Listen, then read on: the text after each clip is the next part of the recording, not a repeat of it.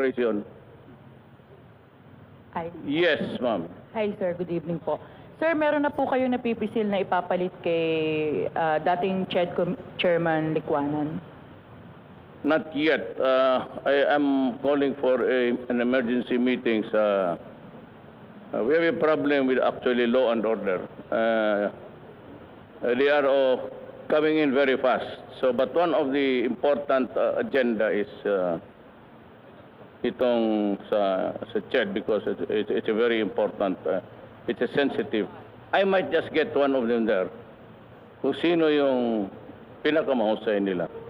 The existing, if I can find the right person there. Sir, si Commissioner Popoy de Vera po. I really do not know. My administration is always consultation with the cabinet. I always hear the cabinet before I decide on anything that is important. I have not made any major decision for this country without consulting the cabinet. Ganon yan. Even if they are not connected with the Defense Department, it's an open topic for everybody, except to the communists before, who were members of the cabinet. Thank you, sir. Sir, Last Yes, question, Joseph Morang, GMA7. sir, how are you? Sir, pasundot lang yung nasabi nyo kanina na pa-filean nyo ng plunder. Sino po ito? Hanggang ngayon nila nagbabayad. Sir, sino po? If it's billions and you're not paying, what is that? Non-payment of taxes? Billions? Ayaw mong bayaran? Kaya mabutit binatawa nila yung Maylong. Talagang yayariin ko sila dyan ng plunder. Papareho yan sila. There seems to be the elite and company. Noon pa yan, estudyante, pag sumusubra talaga yung mga may-ari noong, mga may-ari ng wine company, may-ari ng puro sila. Sino may mga ari niyan?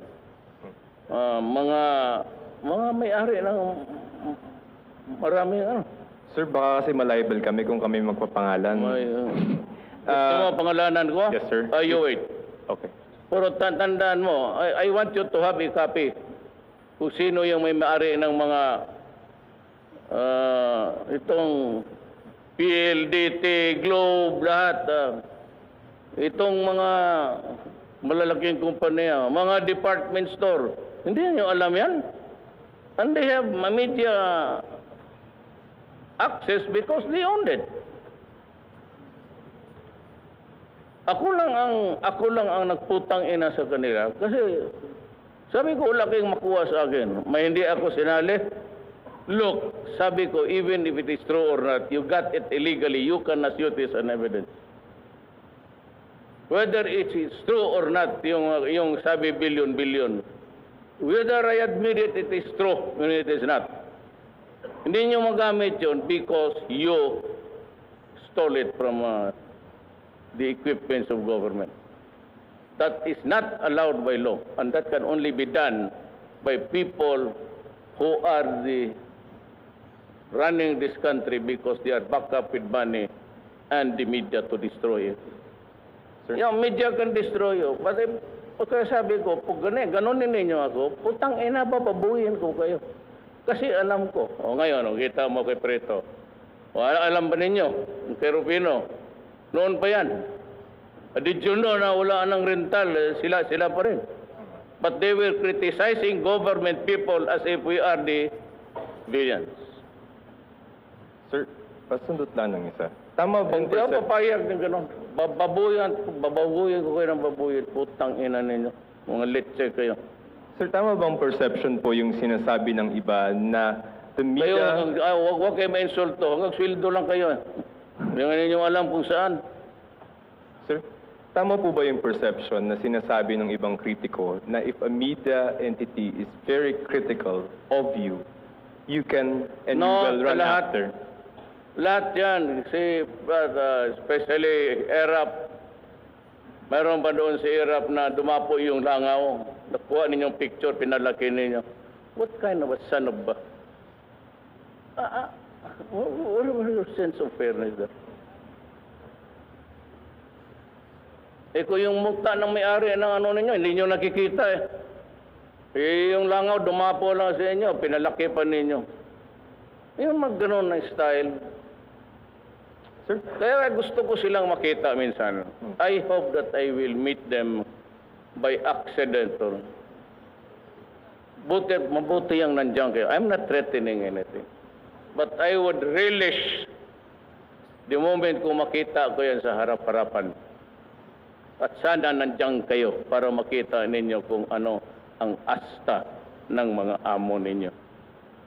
Sir, just one last. What is your position or what do you think of critical reporting on your administration?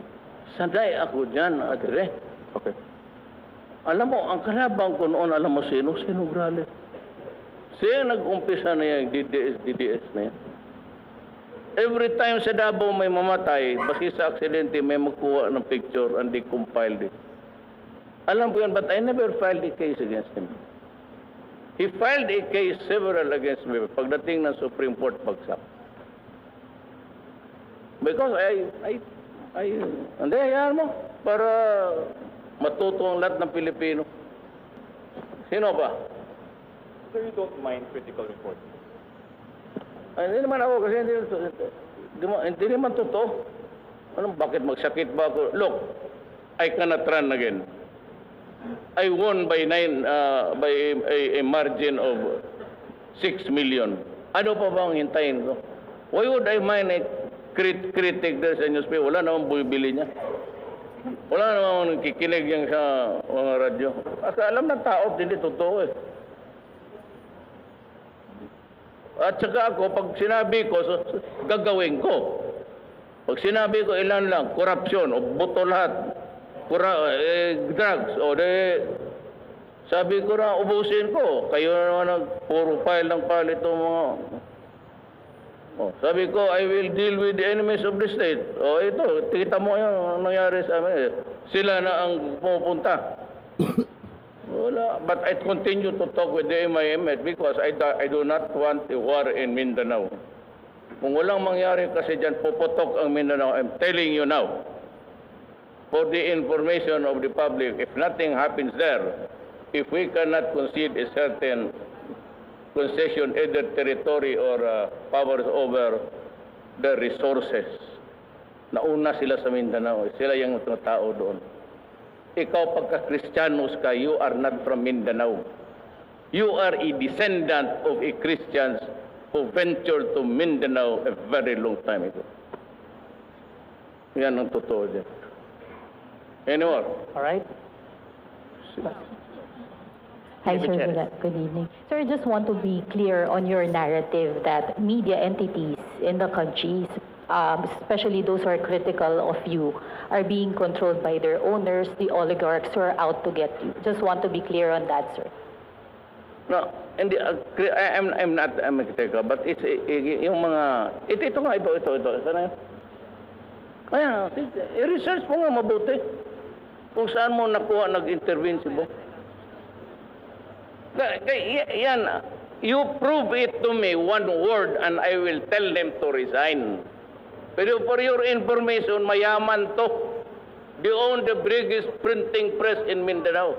May newspaper rin ito. Kaya kung sabihin ko, atakihin ko sa probinsya, patay kayo. Dito lang kayo sa Manila, sa probinsya, binabakbakan ko. Ayan, gano'n, wala yan, pabili lang yan, gano'n. Yang doon, kung anong sinasabi namin, totoo, dito, totoo. Well, I said, I want the presidency. Wala akong tao, wala kayo. Pati kayong media kalaban ko, puro basura kayo binigay ninyo sa akin. Now. Ngayon, ayaw pa ninyong matalo, nananalo na ako, sige pa kayo. Palabas kayong baho. Natin lahat. Huwag lang amin. Meron kami tinatago, ladies and gentlemen of the media, we all are. We are feet of clay. Tao tayo. ilabas ninyo yung sa mga amo ninyo